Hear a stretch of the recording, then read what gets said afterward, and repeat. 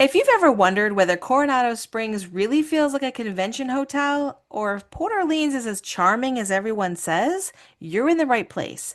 Today, we're ranking Walt Disney World's moderate resorts, and you might be surprised by where your favorite lands. Ready for your fast pass to unforgettable adventures? Welcome to Talk Travel to Me.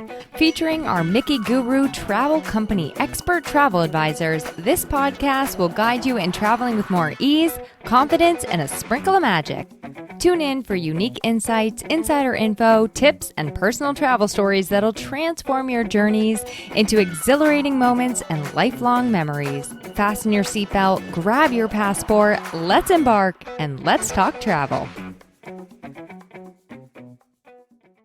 Hey travelers, welcome back to Talk Travel to Me. I'm super excited about today's episode because we're diving into a topic that sparks a lot of debate among Disney fans: moderate resorts. These are the middle tier options available at Walt Disney World. Not as budget friendly as the values, but not quite deluxe level either. So the big questions are they worth the cost? What makes each one different? And of course, which one is the best? But I'm not tackling this on my own. I've got two of our amazing returning travel advisors with me today, Disney travel experts James and Shalon. Welcome back, guys. Thanks for having us, Kristy. Excited to be here. Let's start with some quick intros. James, you go first. Tell our listeners a little bit about yourself and your background. So I am James Dolan, and I am the Mouse Planner. I have been planning Disney vacations professionally for over 15 years. And I'm from New Jersey, and I have a wife and 4 kids, although my kids are now older at ages 24, 21, 18, and 15. And now I only have one left in the house, so we are almost empty nesters. But I'm looking forward to grandkids. And you know what it means when you're empty nesters, the budget for vacations increase because there's less people traveling on them. Oh, yes. My youngest son, who's the one at home and 15, he's already like, oh, this means we can go more places. He's like, Dad, let's go to Disneyland Paris. And I'm like, Okay. it's hard to argue with that. My wife's talking about, I owe her a trip to Germany for the past 20 years. And she's like, now's a good time to go to Germany. And I'm like, Adventures by Disney to Germany? I'm in. Uh-huh. Uh-huh. I love it. All right, Shalon, you're up. Hi, my name is Shalon Still, and I've been a guru now for right around 2.5 years. It feels like a lot longer because it has just been an amazing ride, and I absolutely love it. I grew up in West Virginia, so go Mountaineers. But I currently live in Arizona, but soon I will be moving back to Florida, so I will be much closer to the magic. I'm very excited about that. It'll be my husband, Mike, and my cat, Chloe, going with me. And so we can't wait to share a lot more Disney tips, tricks, and maybe some more cruises in the future as well with everybody.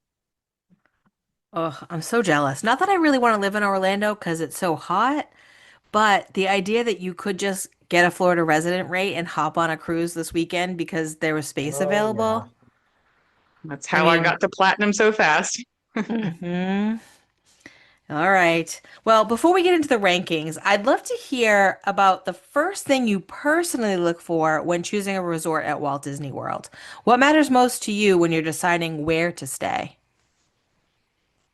Okay, so I may as well start since we're going in order. Not ladies first. Um, It really bothers you that we didn't do ladies first because you it are like, does. Chivalry is not dead when I'm around. That's We're how it going with is. seniority. It's all good. I'm going We'll with the go. expert here. We're gonna go with age before beauty, and I am the oldest one here. Um, so where do we start? What I look for. So if I am traveling for work, I like to actually rotate through all of the Disney resorts. So that way I'm always up to date and current on actually staying there. When it's me personally and going with my family, I lean towards the deluxe resorts now because I've become a little bit of a resort snob. I'm a Kristy. hmm I rubbed Uh, off on you as far as that goes. yeah, Not well, sorry. I kind of did the reverse thing, right? Because when my wife and I early in the marriage, we had no money, so it was like stay at the value resorts. Then we had kids and stay at the and then we finally moved up to deluxe or to moderate resorts as a better option with 4 kids than the value resorts. And then I saved when my wife and I would go by ourselves, our fun couples getaway type thing without the kids, then we'd stay at deluxe. And now it's gotten to the point where I'm like, it's deluxe, or I have a hard time enjoying it as much. I like my resort time more now. But that's not to say that moderates aren't good with that. Moderates are really good for that, but that's another story. And you say you love resort time. You don't even spend, like, you sleep standing up, I think. Like, so the idea of you just being like, I'm gonna personally take a rest day is just so not even No, what James okay, is all about. let's clarify. I'm not taking a rest day, but I do like to go back and enjoy the pool, sit by the pool, decompress a little, take a short nap by the pool, and then go back out. Yeah. Okay. So you don't typically go for a moderate then if you're just going with your family, but you're doing the rotation. I think most of us do that to be able to say like, yeah, it's Caribbean beaches like this now, or it used to be that way, that sort of thing. Mhm. What about you, Shalon? Yeah, so I tend to gravitate towards the moderates. I love the deluxe resorts, but budget wise, I like to be able to stay a little bit longer or save the money for other experiences in the parks or whatever. So I do tend to gravitate towards the moderates. And honestly, when we get to the ranking later, I'm going to have a hard time because I do love all of them for different reasons. So typically when I decide to pick one, it's maybe one I haven't been to in a while, especially if they've refurbished rooms or something, but also just if I'm looking for like a getaway, I may pick one over another just to have more seclusion because I like how some of the resorts and moderates are, you really don't feel like you're in the middle of Florida at all. You feel like you have been transported somewhere else. And that's why I love some of my top reasons or top one that I think I finally came up to. Yeah. I gotta say, for me, when I personally go, I definitely like the deluxe resorts because I am a bougie resort girl and I love multiple resort days. But I do really like, for specific reasons, all of them, except one. So when we get to the rankings, I'll explain that a little bit more. But I really feel like they all have such a unique charm to them and you can't go wrong with any of them. It's just about what your trip is going to be like for that particular getaway. And I know for some people that may only go like once a year or once every 5 years, like that might sound strange, but for those of us that go more frequently, there is definitely a real big variety in the goals of a particular trip. So that is where kind of I think about when I'm planning my resort stays is what is my goal for that particular trip down there. So, all right. So before we get on the rankings, let's make sure we're all on the same page and give the listeners who may or may not have ever even been to some of these resorts some crucial information. There are 4 resorts in the moderate category at Walt Disney World, and while they all fall into that middle tier price wise, they actually are really different in terms of size, theme, layout, dining, and even transportation options. So to get started, we're going to take a few minutes to go through each one and highlight the theme, the vibe, and what really makes it stand out. James, why don't you kick us off with Coronado Springs? Oh, Coronado Springs. This one's always interesting to talk about. So it is the one moderate resort that is a convention type resort, as they call it, as the convention center, everything like that. But it gets even more complicated because you have all of the typical moderate buildings where have the entry from the outside into your rooms, and then there's different areas around, and it's all got a kind of what would you call it? Kind of a Spanish type, Coronado gold type theme to it, I guess you'd call it. Yeah. I wouldn't quite call it Southwest, but but it's got that whole area, and that was the resort originally. And then back in what was it, like 2019, they built the Grand Destino Tower, and that was like a game changer the way that they change the resort up. So it's kind of like you've got this almost deluxe resort hiding inside a moderate resort when you go there. Yeah. I think that this particular resort, what really stands out to me more than anything else is the dining. The Three Bridges was a restaurant they built for that. And in the Grand Destino Tower, you've got the Dahlia Lounge in Toledo. And then overall, it has the older section of the resort still has things like Rick's Lounge and other restaurants that are really good places to eat. So there are a ton of dining options there, which is great. I've had people say, oh, it's a convention resort and it's not as family friendly. I've never experienced that personally. I think it's very family centric. I think it's not like, you go to a hotel and you think, oh, I'm in the middle of a bunch of people's business trips. You don't feel like that staying at Coronado Springs.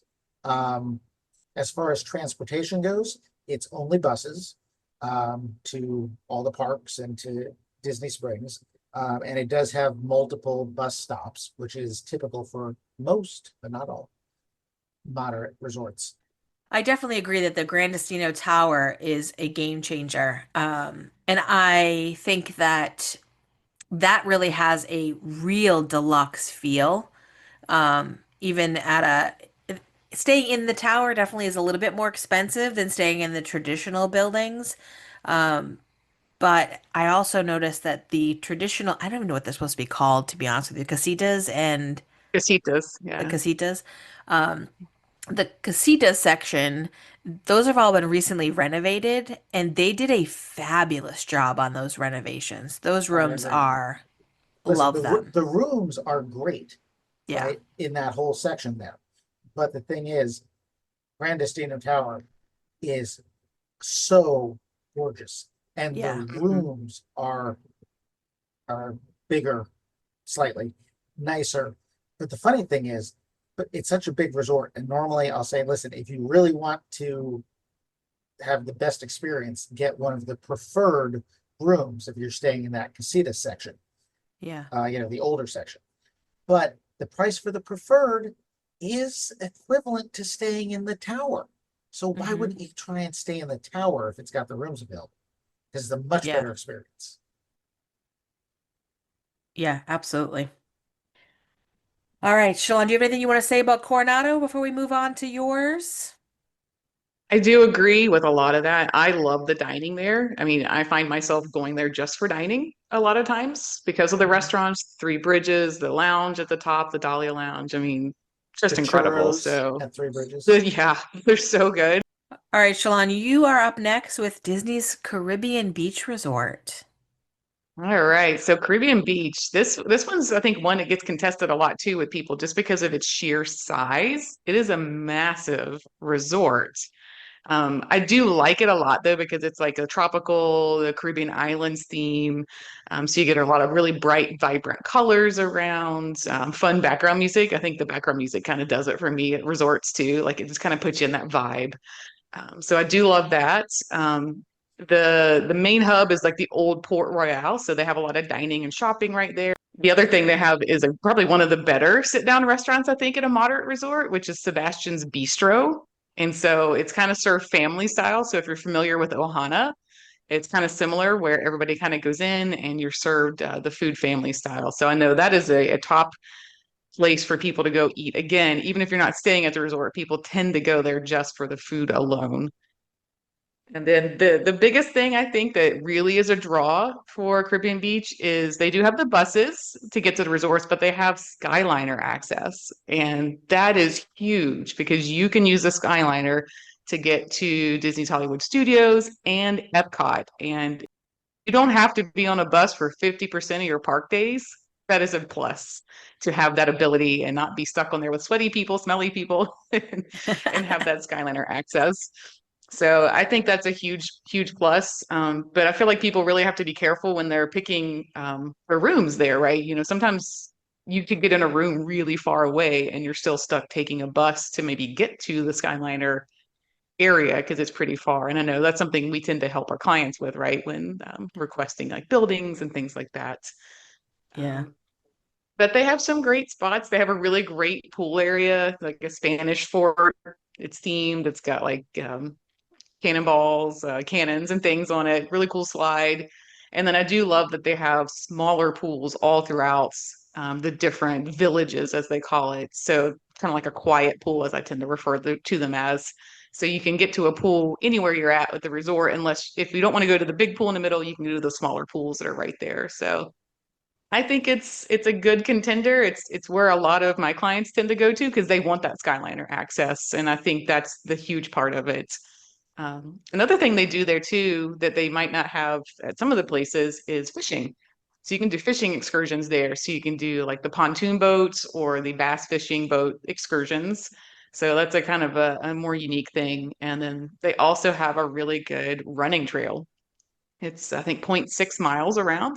I've ran it a few times back in the day when I was still doing Run Disney. I would go down there to train. So it's a nice, really pretty trail to run around and good views. So it gives a little bit of something for everybody if you want that tropical vibe in Orlando. So it's nice for that. Yeah, for sure. You hit on some of the highlights. I think I really think that at the moderate price point, the number one reason to stay there would be the Skyliner. Because there is nothing like being at the end of the day and getting onto a crowded bus and then having to stand because there's not enough room. And then, your people are holding their arms up and holding on to the little handles on the bus and they smell. I am not for that. Like I have a really hard time with that. So the Skyliner where you may have to be with some extra people, but everybody gets to sit, so you've got at least that situation. So I'm wondering what you're talking about, Kristy. Normally, when I leave the parks, I'm the only one on the bus. That's true because you stay way beyond closing just to do that. And I will say some nights I will do that because that is great. You end up with like private bus transportation back to your resort, but usually I'm back in bed by then. But yeah. I will also just chime in that I do think that the Skyliner access is a big plus, but if you don't go to the right room, yeah, if you don't have the right room, then you have to basically pack a lunch in order to walk to the lobby. And that Yes. can offset the Skyliner really quickly. True. True story. Well, speaking of another expansive resort, let's hop on over to Port Orleans Riverside. That resort, I believe, is actually the same size as Caribbean Beach as far as the amount of land that it takes up. It is themed in like a southern plantation style theming, inspired by rural Louisiana. There are two main sections, and there's Alligator Bayou, which is really rustic. And I've never been to Louisiana, but I really feel like it's that. Like the pictures I've seen for sure remind me of that. And then there's also the Magnolia Bend section, which has an elegant mansion style. And in that area, Magnolia Bend, they have the Royal Princess rooms, which are actually a really nice upgrade. They are slightly more expensive than the standard rooms, but they are themed from the princesses. And Princess Tiana like leaves a note in your room, and then you get to see all these little kind of hidden details, which is a really cool thing for them. Now, they made those rooms specialty because they are the furthest from the main building. They needed to entice you to go spend some more time over there. I think it's worth it because it does like Caribbean Beach has an internal bus system so that you can hop on a bus and get to the main building. They also have some pretty great like little trails. Usually when I'm staying there, it takes me 3 or 4 nights to find the trail from my room to the front. Which, oh my goodness, that just happened to me recently at Saratoga, and I literally thought I was going to be lost in the wilderness, trying to get to that main building. But that's another podcast. So I will say that that's the size of it is can be a little challenging too. This one also only has buses to the theme parks, but it does have boats to Disney Springs. That's a great perk if you're a Disney Springs person. But I always want to put a caveat out there that there have been in recent years many, many weeks throughout the summer that the water level was too low for them to run those boats. So that's always something, Mother Nature and climate change definitely has a little bit of thing going on there, and that can impact your stay. I actually had clients that stayed there. I think it was not this, it wasn't this summer, it was summer before, and they couldn't use the boats the entire time. And that was a big disappointment for them. So, unfortunately, nothing you could do about that when you book that far in ahead, but I think that the dining there, they have one table service restaurant and they have the quick service. The restaurant is kind of a hit or miss. Depends on what you like to eat. If you like jambalaya, you're in for a treat. And I think some people do. I'm a picky eater, so I don't. So I tend to stay at the quick service. But the quick service location's great. They do a really good job, especially with the mobile ordering.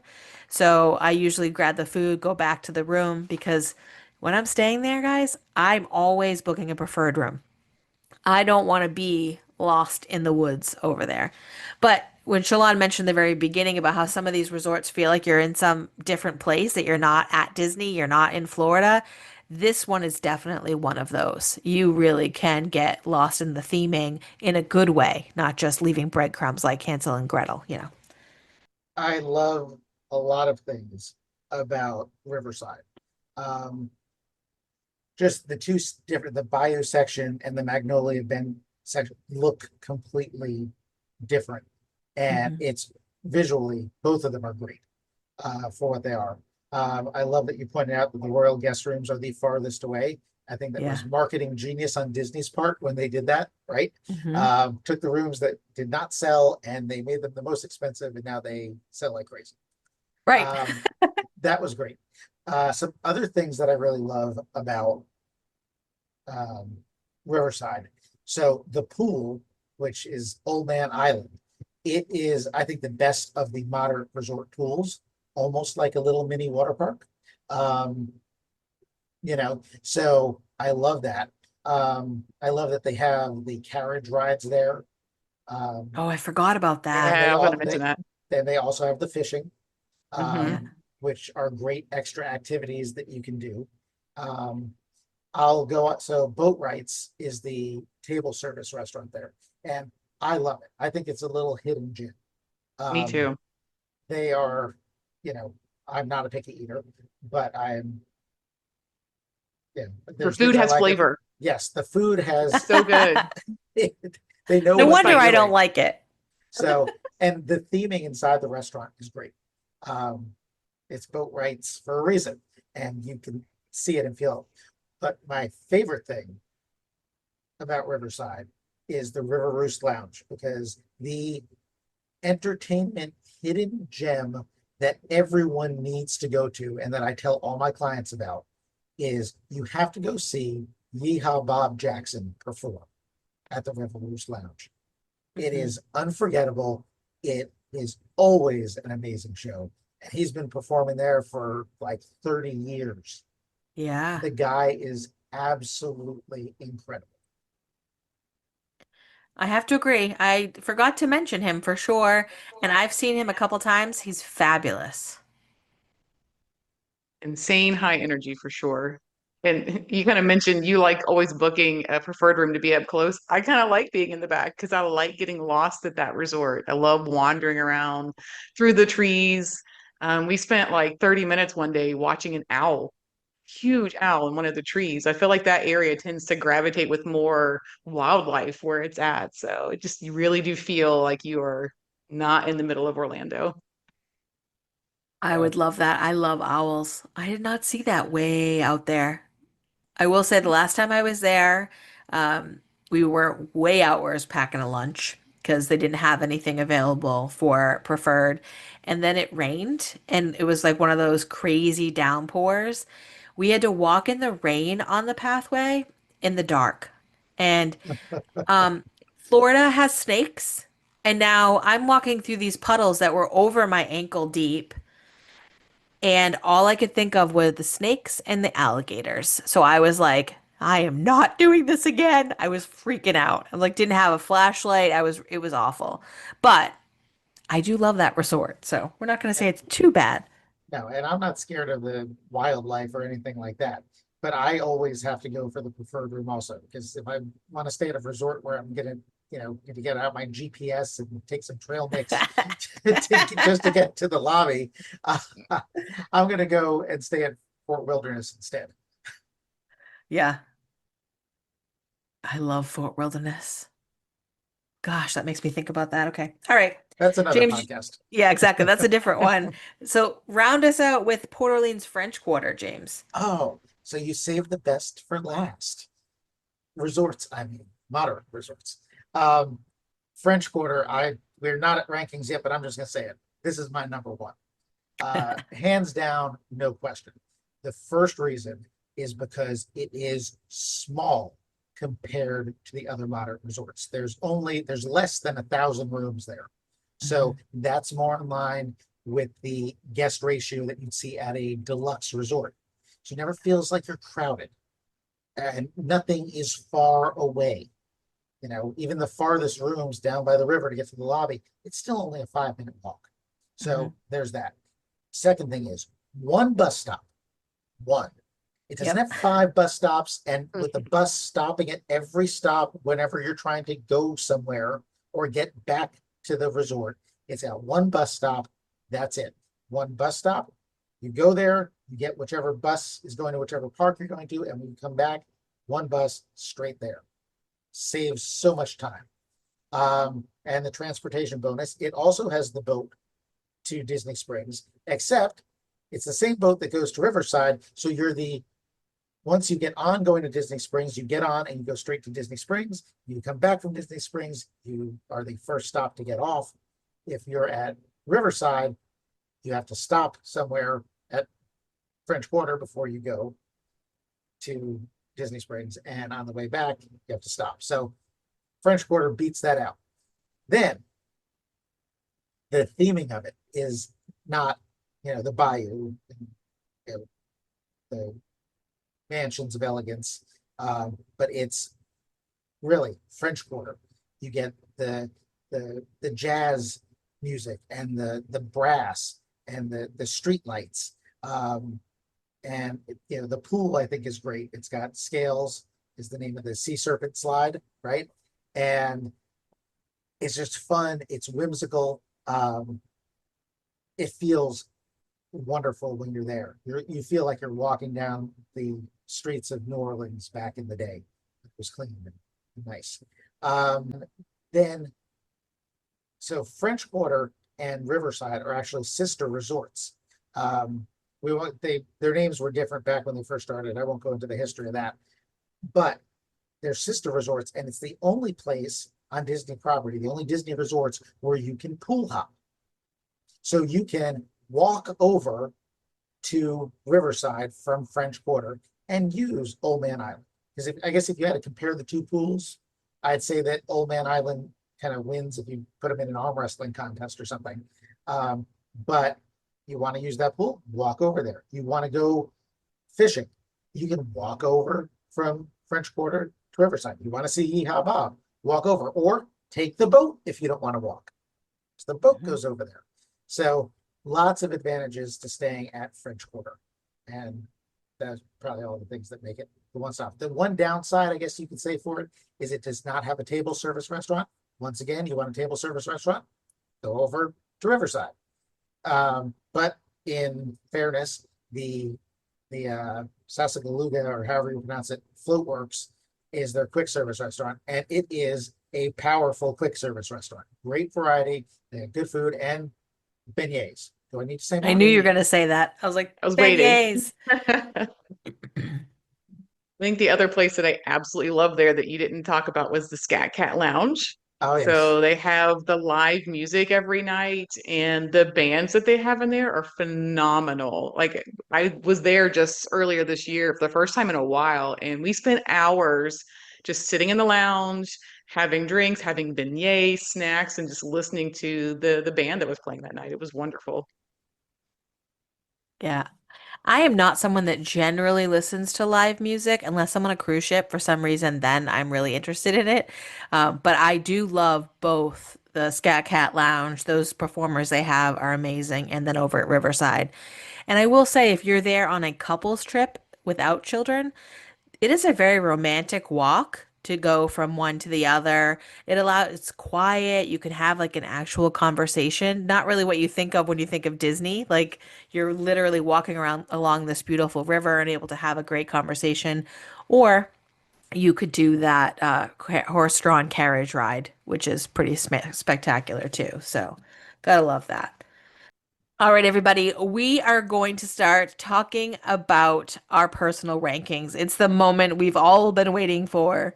We've not discussed this with each other, so we don't know how it's going to fall. Although James did give us a little bit of a little tidbit.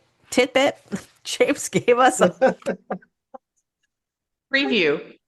yeah, I think that's the word I want. James did give us a little preview of his list, but let's start with Shalon this time. And you give us your order, your ranking. You give us your ranking of the resorts, how you feel. Yeah, how you feel about them. I had a really hard time ranking the resorts.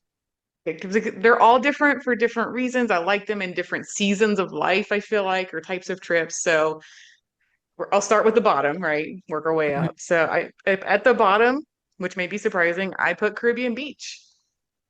Okay. And it's not, I love the Skyliner access. If we're talking transportation options only, that would be at the top of my list, hands down. But the rest of it, I love it, but it's just so big. And Hmm. if you don't have a room near the Skyliner hubs, you're walking a long ways. And I feel like there, because you see everything, you don't feel secluded. And I like the secluded feeling. And when you're there, you're like, you're right in the middle of Orlando, in the middle of Walt Disney World. So that's my number four. Hmm. Number three, um, it was a toss up between two and three on how I was going to rank these, but number three, I ended up putting French Quarter just because I like the size aspect of it as being smaller, but I feel like it's missing a lot of other things that I like as far as like the dining options. I do like Scat Cat Lounge, but it was a toss up. And then number two, I put Coronado because I love its dining.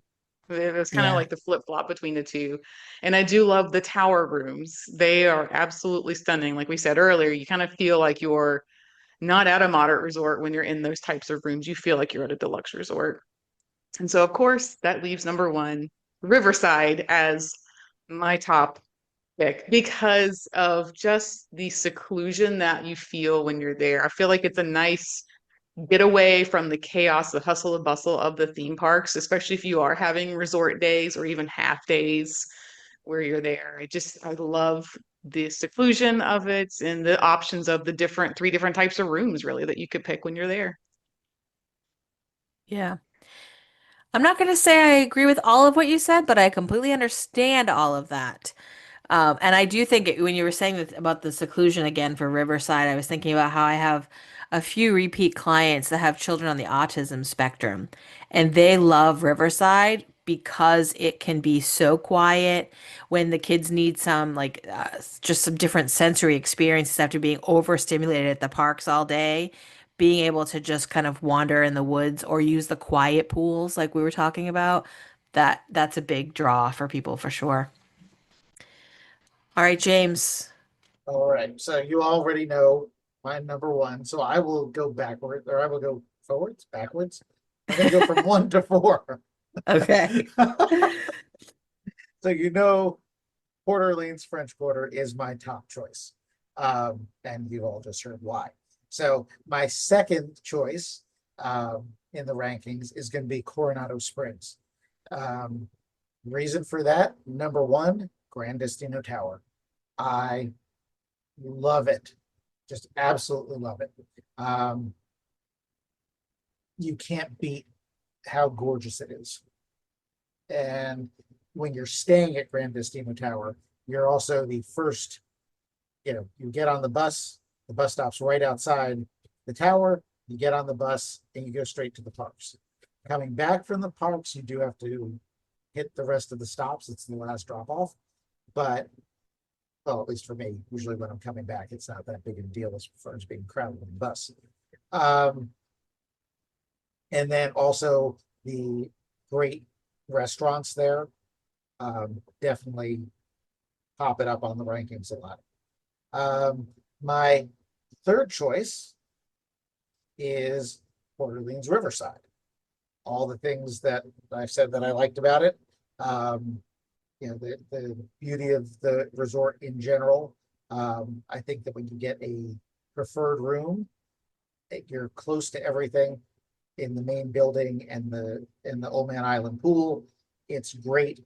And it really gives you a different feel. That puts number 4 at Caribbean Beach, or Caribbean Beach at number 4. And the reason for that is number 1, the size of the resort. I always end up feeling like if you're going from the wrong room, you're on like a death march just to get to anywhere that you need to go. And sometimes even in the preferred rooms, okay, you got the preferred rooms and you're close to the main building and the pool, but it's a bit of a hike to the skyline if you get them on the wrong part of the resort, because they have preferred rooms in different parts. So it doesn't always work. I think that they've jacked up the prices because of the Skyliner, which for the extra cost that you're paying, I'm like, okay, they promote the Skyliner as the best way to travel, and I will fully admit it's very fun. I like traveling by the Skyliner, but for the extra price that you're paying, a lot of the times you will actually get back to the resort or to the parks faster using the buses. And I have timed it in many cases. And then also the Skyliner, just like the boats going to Disney Springs from Port Orleans. So the Skyliner does not always operate. You get high winds, starts raining, and they will shut down the Skyliner, and you will have to take a bus anyway. So, so I put Caribbean Beach at the bottom of the list. All right. So I'm going to start with number 4. And I don't think I'm surprised knowing the two of you the way that I know you, but we all have the same number 4, Caribbean Beach. I have a little bit of a different reasoning for that. The size definitely is a bit of a detriment, I think. But I believe those rooms, other than the quote unquote mermaid-ish rooms, they're in need of a serious refurb. And for some reason, they have not really been done. They've got to be on some sort of a capital plan to be done soon because the air conditioners leak in that resort. They are very loud. And I know that sounds crazy, but when you're a bougie person like staying at Riviera next door and you can't even hear the AC and it is strong and beautiful, and then you've got one that is like clanking and bumping in the night and all of that, just not a fan. Amen, sister. Yeah, and I do think there are even some rooms over there that I have encountered personally that have like a mildewy, moldy smell because of that. And I definitely, when I have clients that want to stay there, I definitely going after specific buildings because those have different setups and they have been refurbed. But the other piece for Caribbean Beach that's a problem for me is the food.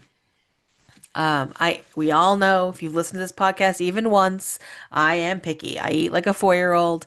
And I struggle even at the quick service spots at Caribbean Beach because I don't like jerk chicken. And I swear to God, they put jerk chicken spice on everything.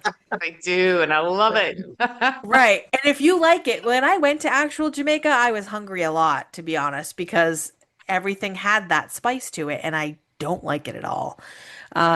I've never actually been inside Sebastian's. I've looked a couple times and thought maybe I'll do it, and then never have actually done it. And I think I would try it with a group of people that wanted to do it because I'm not usually, I'll find something to eat, but it's just not where it's at for me. if I'm gonna do Skyliner and I can't afford the Riviera, which would be my number one for that area, it's gonna be Pop Century. Pop Century rooms, it's a value, which I know might shock some people, but they are recently renovated. They're great. You get a preferred building. You're close to everything. There's much less walking. I would rather do that. So I'll save a few bucks, do Pop before I stayed at Caribbean Beach, which I think is probably shocking because of the It bouginess. is. But my number three is Riverside. I really do like Riverside for a lot of reasons. But I just think that it has a lot of great things about it, but I would just much rather choose my number two, which this was really hard because my number one and two swap back and forth every time I started thinking about recording this episode. So French Quarter fell into that spot in my latest iteration. But I will say, I love that resort. I love how quaint it is, how it is easy to get around. I don't need a full service dining restaurant right at my hotel, so I'm fine with having the quick service. As much as I like beignets, I rarely eat them, but I like that they're there. And I always think, like, ooh, I'm going to stay there and I can get beignets. And then I go home and never have bought one. So but the Scat Cat Lounge is great, and I think that that is it's just a great little spot. I will say at the holidays, it's kind of one of my big favorites. If I was going in December, I would stay there before my number one because their holidays decorations are so on point. It is so cute. But if we're looking at over the grand scheme of things, Coronado is my number one. And that will shock some people when they hear that because I used to refer to Coronado Springs as the brown resort because everything is brown, right? Like the buildings were brown, the roofs were brown, the ground was brown. Like I was like, oh, but they've done a really fabulous job with the refurbs in that space. So I actually really do like the casitas, but Grandestino Tower is really where it's at. Huge tip that I figured out along the way is that if you get a water view room, you pay extra and you have a view of the fountain and the lake that's out there. But if you get a standard view, it's actually a view of a theme park with Galaxy's Edge. So you can see Hollywood Studios if you're high up enough in that tower. So I usually request for clients high level, high floor, and get that standard view, and that view at night is spectacular. So I will say though, Rick's Lounge chicken and waffles, Oh, yes.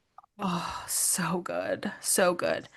Um, and I do struggle a little bit with the food because it can be a little spicy, and I'm not into the like Southwestern food either. What am I into? Um, but I will say the churros are good. The sangria flight that they have out there at the Three Bridges, like lots of good stuff. And if you want to go to the Dahlia Lounge with your friends who enjoy like the tapas and stuff, you can go get a tuna sandwich from the Pepper Market, the food court quick service, and bring it with you to the Dahlia Lounge. They'll let you do that. I know because I've done that a time or two. All right, I think that wraps up our deep dive into the Walt Disney World moderate resorts. Huge thanks to James and Shalon for sharing their rankings and insights. I always love when we find things that we have in common that we may not have even known beforehand. It's great to hear different perspectives, and you definitely got our honest opinions. We didn't sugarcoat anything, so I love it when that happens too. If you're looking forward to moderate resort stay or just love talking Disney hotels, I hope this episode helped you get a clearer picture of what each resort offers and which might be the best fit for you. If you're looking to get a trip on the books, take a peek in the show notes to get contact info for James and Shalon. And I'll give you a little secret. It's mickiguru.com/Shalon, Shalon as in Nemo, or mickiguru.com/James. I don't think we need to spell that one. I think you can find it. If you know a fellow traveler who would love this episode, please be kind and share this with them too. Thanks for being here with us. See you real soon. Thanks for listening to Talk Travel to Me. We hope this episode cracked open inspiration for the treasures that await you at your next dream destination. If you love the show, please review, subscribe, and share it with a friend. At Mickey Guru Travel Company, we're your trusted guides for theme parks, cruises, resorts, and more. Visit our website at mickey guru.com to learn more and book your vacation today.